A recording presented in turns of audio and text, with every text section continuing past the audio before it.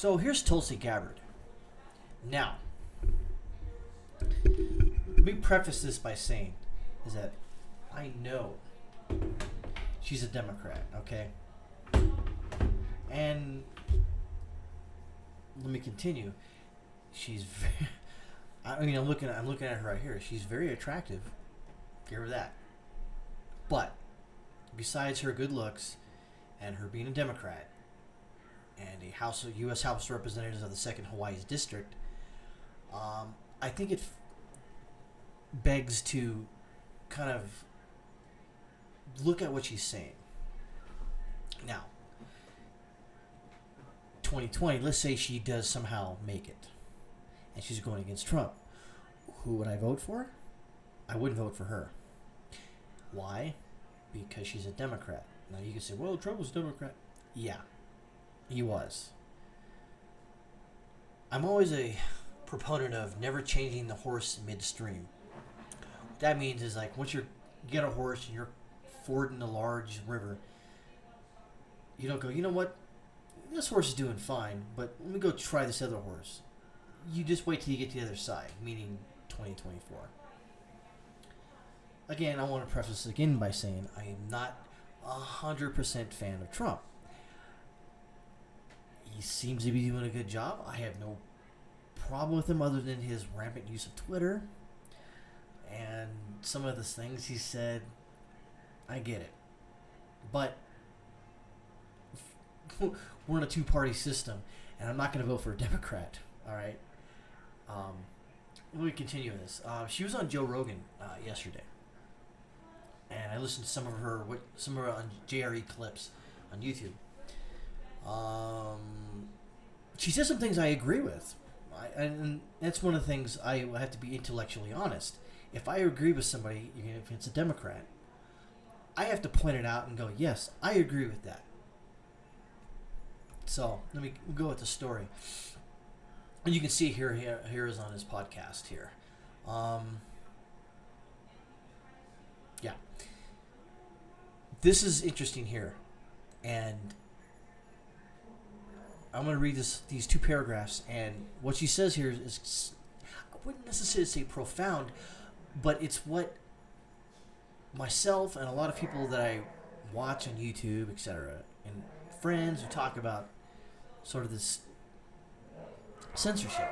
So, Gabbard told Joe Rogan, quote, "There's just been news recently about Facebook banning certain individuals, ... because of her, and by the way, that ... means like there's something else in between that, but they edited it out. Okay, that's what that means. It's used in history a lot. History, writing history papers and books and shit like that. So, because of their speech. They disagree with the speech they're using or the ideas they're pushing forward. Unchecked First Amendment rights going out the window. This appeared to be a reference to the recent purge of number of conservative personalities in social media, including Paul Joseph Watson and Laura Loomer. Joe Rogan noted that many believe that the websites have no obligation to uphold free speech, spell check, as they are a private company. Quote, "There is an argument the First Amendment, bracketed, meaning that's what he's referring to, doesn't apply because they're a private company, right?" Rogan said. Gabbard applied. Yes, but they're trying to get the best of both worlds. The fact that they're claiming to say, hey, this is a free space for open communications for everyone, while at the same time saying, you know what, Joe, I don't like what you're saying about this, so we're going to ban you and whoever your friends are in this conversation. I think that's a big problem. 100% agree. Continuing on, here's something she posted on Twitter. "We must be willing to fight for the right of all Americans to express their views even when we disagree with them. We must encourage unfettered discussion of public issues and stand united to stop Facebook and others who are attempting to censor, stifle, influence public debate." She almost sounds libertarian here. But, again, here's her Wikipedia page. Just want to point out that Miss Gabbard is a Democrat. Okay? Now, I don't know if she's one of those crazy Democrats that we see all the time. But again, I don't think she's that crazy because she is a major in the U.S. Army Reserve,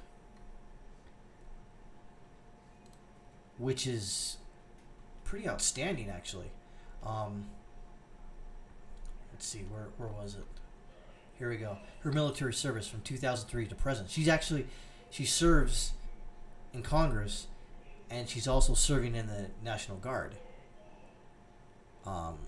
Yeah, the Hawaii National Guard. That's pretty cool. Here in this picture here, she's been promoted to major in 2015. That's awesome. Since I was in the Army, I have to kind of err on the side of I don't think she's crazy. As far as a Democrat that's crazy who wants to, order, government agencies to go house to house and round up weapons and wrong think. And it sounds like she's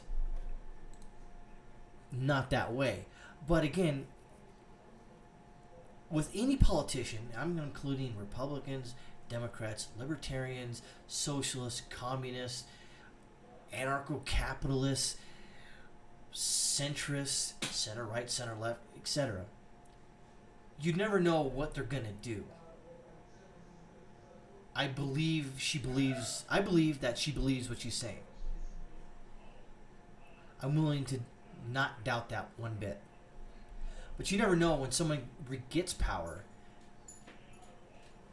if it goes to their head or not. And I think that's the most important factor in trusting anybody. This thing was the same thing with Trump. One day he could just. I highly doubtful that'll happen. Even with Obama, which I didn't care for, not because of him personally, but it's politics. But there's safety gates. There's systems in place to prevent a dictatorship, such as the Second Amendment is a good way to prevent a dictatorship. The First Amendment is there to prevent a dictatorship. If you think about it, or a overreaching oligarchy, or a monarchy, etc. You get the point here.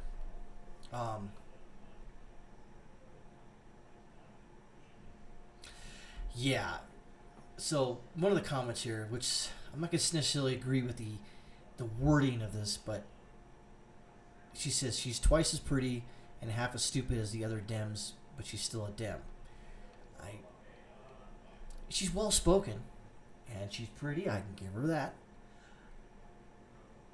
She seems intelligent, and having been in the military, I give her a thumbs up for being in the military and continuing and continue in the military. She's a major, so they don't just promote you to major if you're just a complete moron. Now, having said that, I have at times in my career have run across a few less than intelligent commissioned officers. I'm not going to name any names, but I've run into a few of them.